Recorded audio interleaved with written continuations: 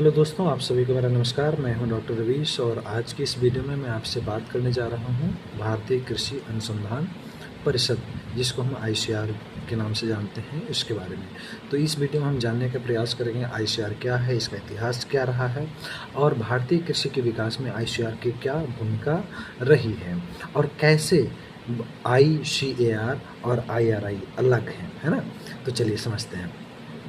तो साथियों, भारतीय कृषि अनुसंधान परिषद, जिसको हम सामान्यतः आईसीआर के नाम से जानते हैं, यह एक स्वायत्त निकाय है ना। मतलब एक ऑटोनॉमस बॉडी है अपने आप में।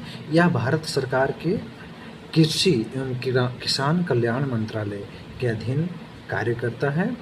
रहा बात भारतीय कृषि अनुसंधान परिषद के इतिहास की, तो 16 जुलाई 1929 को आईसीआर की स्थापना हुई थी और आईसीआर की स्थापना रॉयल कमीशन ऑन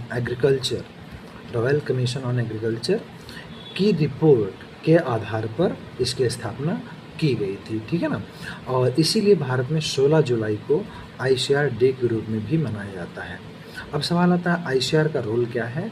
तो आप इसको बहुत सामान्य शब्द में ऐसे समझ लीजिए कि ICR is the apex body, है ना, to coordinate, monitor and direct agriculture, education, research and extension in the country. आप यूँ समझ लीजिए कि भारत में भारतीय कृषि, बागवानी, पशुपालन तथा मत्स्य पालन से रिलेटेड कृषि शिक्षा एवं अनुसंधान की जो एक्टिविटीज़ हैं, चाहे वो अनुसंधान की एक्टिविटी हो, चाहे शिक्षा की एक्टिविटी, चाहे प्रसार की एक्टिविटी हो, उसको समन्वय करने का काम, उसका मार्गदर्शन करने का काम एवं उसका प्रबंधन करने का काम आईसीएआर करता है।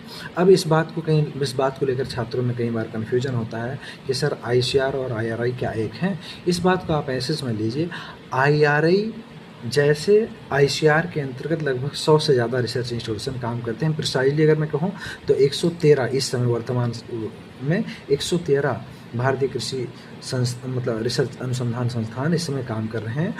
आईआरआई उनमें से एक है। तो आप ये सुन लीजिए, अब आईसीआर जो है अपेक्स बॉडी है to coordinate Indian agriculture research extension, और उनमें से एक संस्थान है आईआरआई, ठीक है ना। तो आई थिंक यह वीडियो आप सभी के लिए लाभदायक होगा, होपफुल आपके लिए ये किसी न किसी रूप में यूजफुल होगा और ये शायद आपकी समझ को बढ़ाने में हेल्पफुल होगा।